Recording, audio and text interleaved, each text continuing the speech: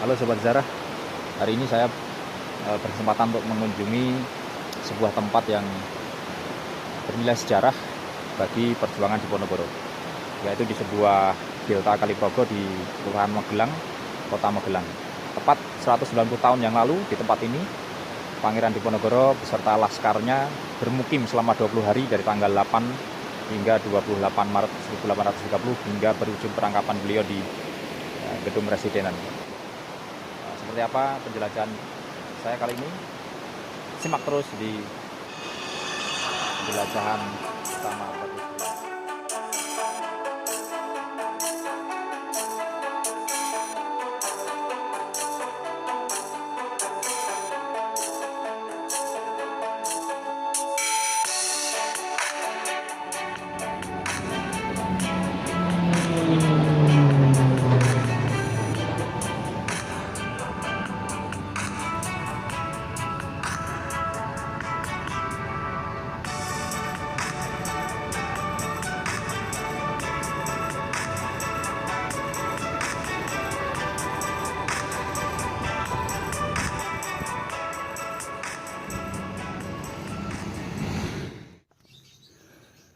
Pada tanggal 21 Februari 1830, Diponegoro tiba di Menoreh dengan rombongan berjumlah 700 orang. Penduduk di Menoreh dan di sepanjang jalan yang dilewatinya tiada henti memberikan makanan dan buah-buahan sebagai tanda penghormatan. Bahkan para pembesar provinsi yang tidak pernah berpihak kepada Diponegoro selama peperangan juga mengiriminya makanan dan buah-buahan. Selama di Menoreh, Diponegoro berinteraksi secara akrab dengan perwira-perwira Belanda yang merupakan anggota pasukan gerak cepat. Tetapi ia tegas menolak bertemu dengan para pejabat Jawa manapun yang bekerja untuk gubernmen maupun untuk kerajaan-kerajaan Jawa Tengah Selatan. Selama di Menoreh ini pula, Diponegoro menerima pengobatan dari seorang dokter tentara Belanda karena penyakit malaria yang dideritanya. Ia digambarkan menderita segala kekurangan selama hidup berbulan-bulan di hutan rimba Bagelen Barat. Di Menoreh, ini pula timbul kesalahpahaman yang kelak berakibat amat berat bagi Diponegoro dalam perundingannya dengan Jenderal De Kock di Magelang. Dalam komunikasi intensif dengan Clarence selama Diponegoro tinggal di Menoreh, Diponegoro merasa bahwa Clarence telah memberinya janji bahwa jika dalam perundingan dengan De Kock di Magelang nanti tidak diperoleh kesepakatan, maka Diponegoro akan dibiarkan kembali ke Bagelen untuk melanjutkan perlawanan tanpa dicederai. Rombongan Diponegoro tinggal di Menoreh hingga 8 Maret 1830 dan kemudian mereka bergerak ke Magelang. Ketika rombongan Diponegoro mulai bergerak ke Magelang, Kolonel Clarence mendesak Komandan pasukan Belanda di Magelang, Kolonel F.D. Cocchius, untuk mengirimkan beberapa ratus pasukan lagi guna memastikan bahwa Diponegoro dan pasukannya tidak akan bisa lolos.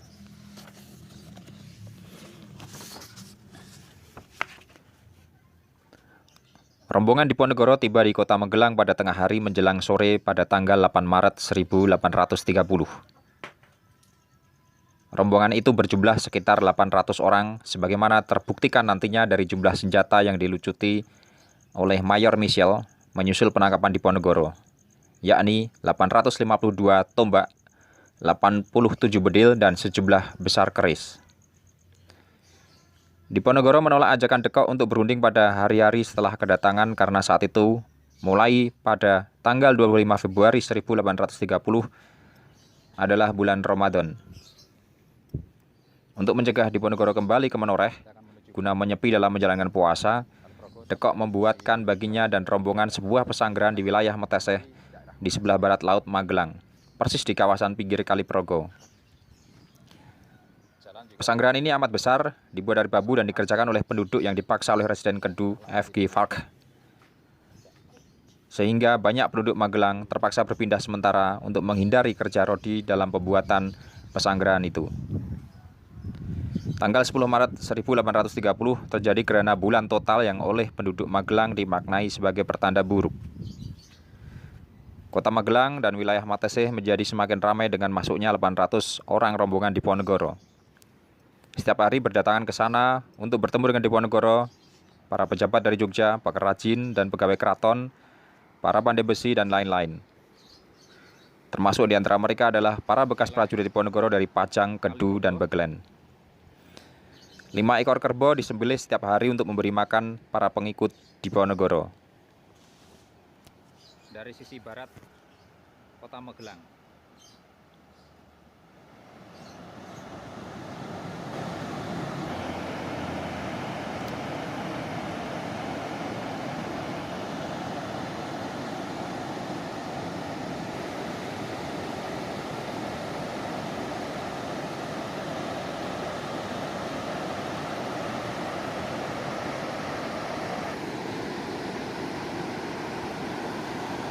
Dulu 200 tahun yang lalu delta itu masih ada, masih bentuknya juga sangat luas, dan tepat di tengahnya itu dibangun pesanggrahan untuk bermukim para laskar Pangeran Diponegoro. Tapi karena perkembangan zaman, delta itu tergerus oleh air Sungai Kaliprogo. Tapi sisanya masih bisa kita lihat, itu ada tengah-tengahnya adalah bebatuan. Di sana ada juga pulau dengan semak belukar di tengahnya. Ini dibuat tanggul Sabu sekitar tahun mungkin 2000-an ya barangkali. Ini karena untuk memindahkan arus air Kaliprogo yang jangan sampai merembet ke pemukiman penduduk. Sejarawan terkenal Peter Carey menjadi titik balik bagi penelusuran sejarah Pangeran Diponegoro. Beliau menulis berbagai buku dengan tema Perang Jawa dan Diponegoro. Kenapa beliau sangat terobsesi dengan Diponegoro? Beliau pernah menceritakan bahwa dia ketika meneliti sebuah sejarah di wilayah Asia, dia membuka sebuah buku dan beliau sangat jatuh cinta kepada sebuah ilustrasi mengenai serombongan orang, ada yang naik kuda terus disambut dengan banyak prajurit. Beliau adalah Pangeran Diponegoro ketika memasuki pemukiman pesanggrahan di Meteseh di Kaliprogo ini. Kebetulan saya bawa buku itu. Bukunya adalah berjudul Takdir, dapat ini buku Takdir di halaman 358. Ini adalah ilustrasi ketika Pangeran Diponegoro dan para pengikutnya memasuki perkemahan yang disiapkan di kawasan Tanjung di tengah Kaliprogo Meteseh petang hari pada tanggal 8 Maret 1830. Gambar yang dibuat sebelum berlangsungnya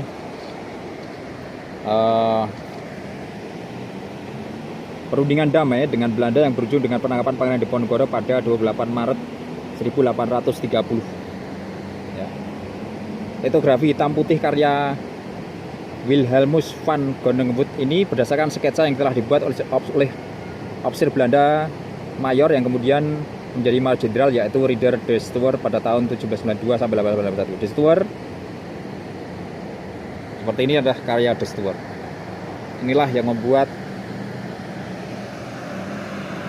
Peter Carey jatuh cinta kepada Diponegoro sehingga beliau seumur hidupnya meneliti riwayat hidup tentang Pangeran Diponegoro beserta Perang Jawa. Dan di tempat inilah 190 tahun yang lalu Diponegoro bermukim, mesanggah selama 20 hari sebelum penangkapan beliau di gedung Residen Kedu. Saya akan berusaha untuk menuju ke sana, ke sini ya. Tapi harus lewat ini dulu. Yes.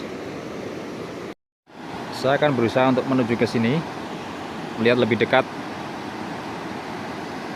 pulau di tengah Kaliprogo, tapi saya harus turun dulu lewat sini ya. Hati-hati. Bismillahirrahmanirrahim.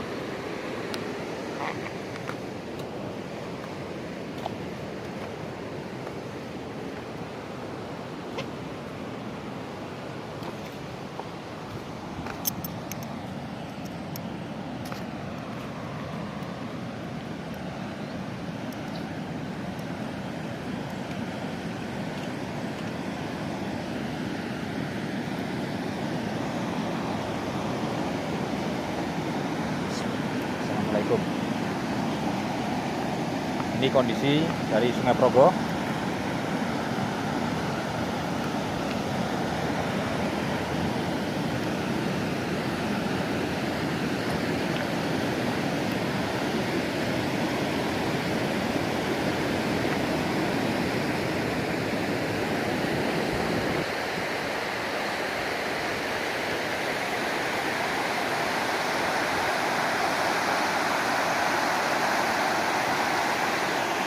Tempat ini menjadi saksi bisu bagi puncak perlawanan Pangeran Diponegoro.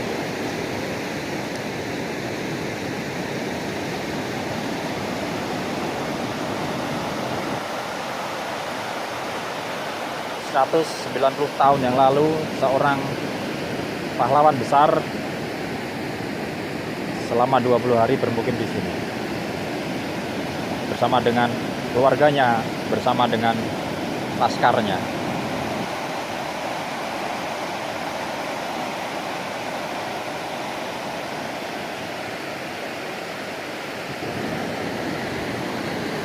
Di titik ini, nah ini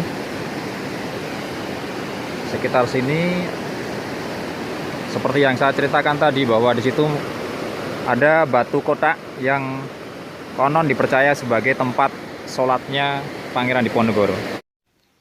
Ini adalah batu tempat sholat Pangeran Diponegoro yang berhasil didokumentasikan saat musim kemarau beberapa tahun yang lalu.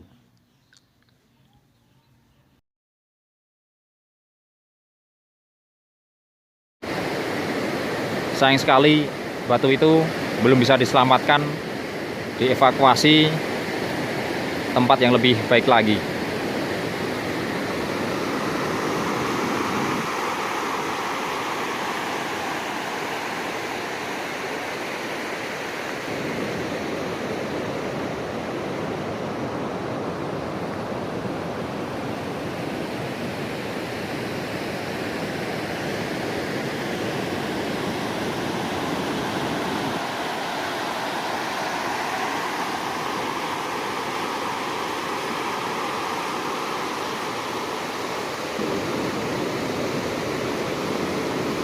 Saya membayangkan ketika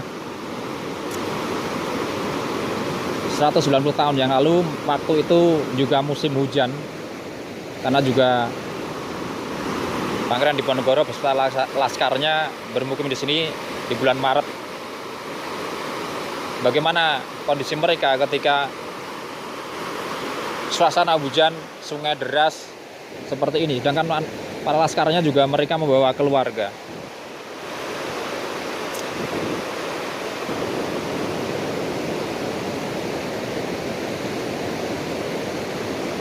Saya yang berdiri di sini aja merasakan sebuah aura yang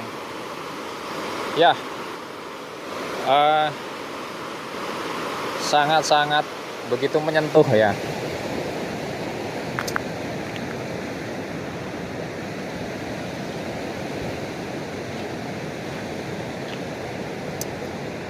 Saat proses perundingan itu pun Pangeran Diponegoro hanya membawa 100 laskarnya, sedangkan sisanya sekitar 700 orang ditinggal di pemukiman ini.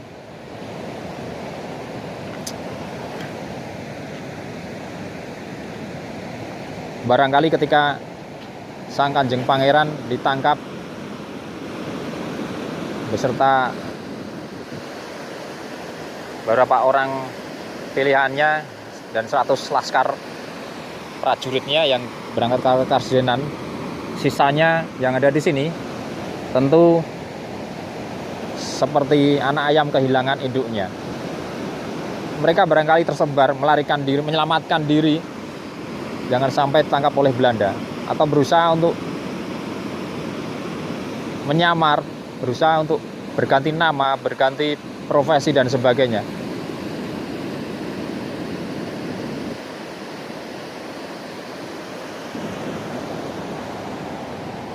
Pasca tertangkapnya Pangeran Diponegoro, peperangan kecil yang dilakukan oleh para laskar Diponegoro juga masih berlangsung. Nah, itu juga membuktikan bahwa mereka nggak rela bahwa negeri ini dikuasai oleh Belanda. Mereka nggak rela bahwa pangeran junjungannya dikhianati oleh Belanda, diajak berunding tetapi pada akhirnya ditangkap dengan cara tidak jantan. Yang mana peristiwa itu menjadi aib bagi kerajaan Belanda karena tidak secara kesatria Belanda menangkap Diponegoro. Menjadi aib di hari itu hingga hari ini dan akan datang. Belanda telah mengingkari sebuah kesepakatan. Belanda telah berkhianat, telah membohongi Pangeran Diponegoro dan negeri ini.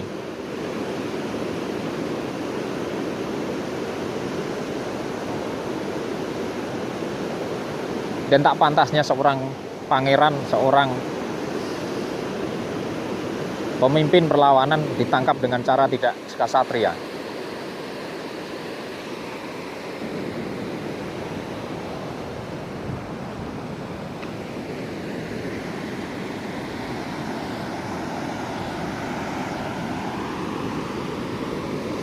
Dan jika beberapa minggu lalu begitu hangatnya Raja dan Ratu Belanda mengembalikan keris pusaka milik Pangeran Diponegoro, dan pada tahun 2015 tongkat beliau juga dikembalikan, dan pada tahun 75 pelana kuda juga dikembalikan. Sebenarnya itu tidak bisa menghapus sebuah aib dari Belanda yang telah dilakukan kepada negeri ini. Tidak bisa serta-merta itu memutihkan apa yang sudah menjadi lembaran hitam. Tidak bisa ya.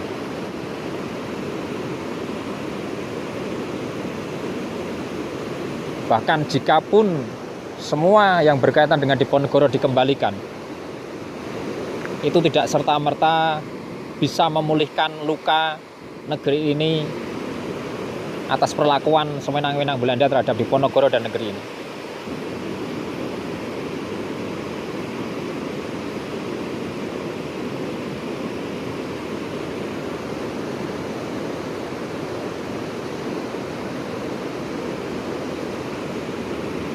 Dan kita hari ini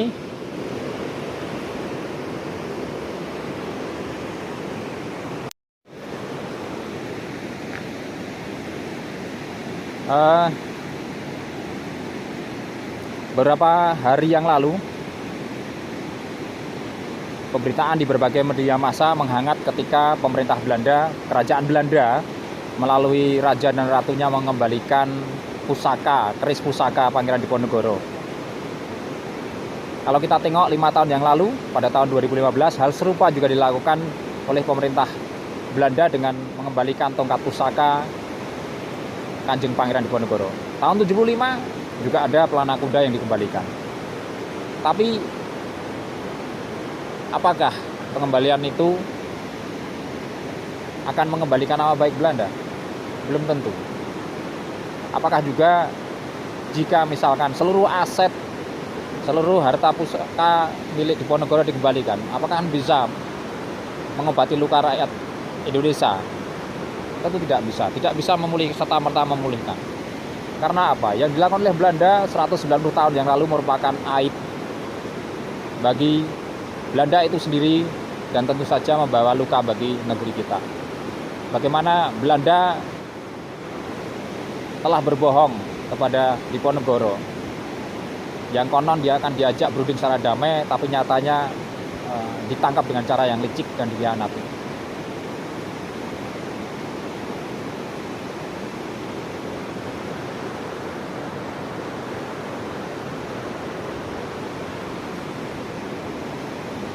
Jadi bahwa sejarah bukan hanya sekedar peristiwa masa lalu, tapi masa kini kita bisa mempelajarinya menjadi sebuah suatu yang menarik. Dan tempat ini menjadi saksi bagaimana Diponegoro beserta laskarnya selama 20 hari tinggal di sini.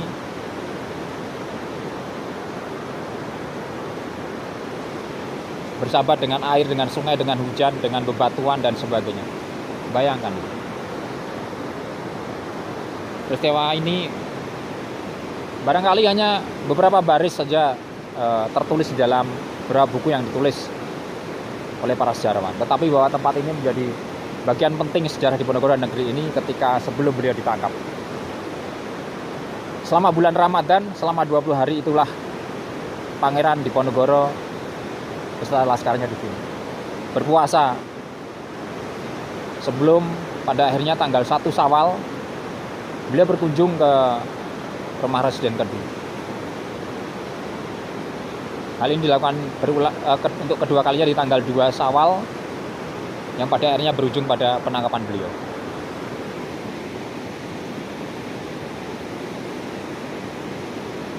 Sebuah peristiwa yang menjadi aib bagi pemerintah Belanda, bagi kerajaan Belanda dari dulu, hari ini, dan akan datang. Sebuah peristiwa yang licik yang tidak mungkin akan terlupakan oleh negeri ini, oleh dunia sekalipun. Karena tidak bisa tidak bahwa Diponegoro selama 5 tahun mampu membangkrutkan Belanda. Kalau Belanda tidak bangkrut, mungkin peperangan juga akan masih tetap berlanjut. Dan bisa jadi Diponegoro akan dikenang sebagai sosok yang sulit disingkirkan oleh Belanda, dan harus dengan cara licik pula Belanda menyingkirkannya dengan menangkapnya melalui perundingan.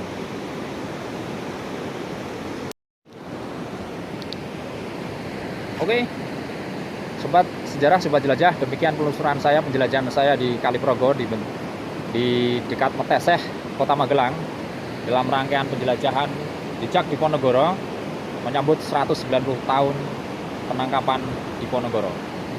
Jangan lupa like, subscribe, share, and komentar di kanal YouTube saya, ya.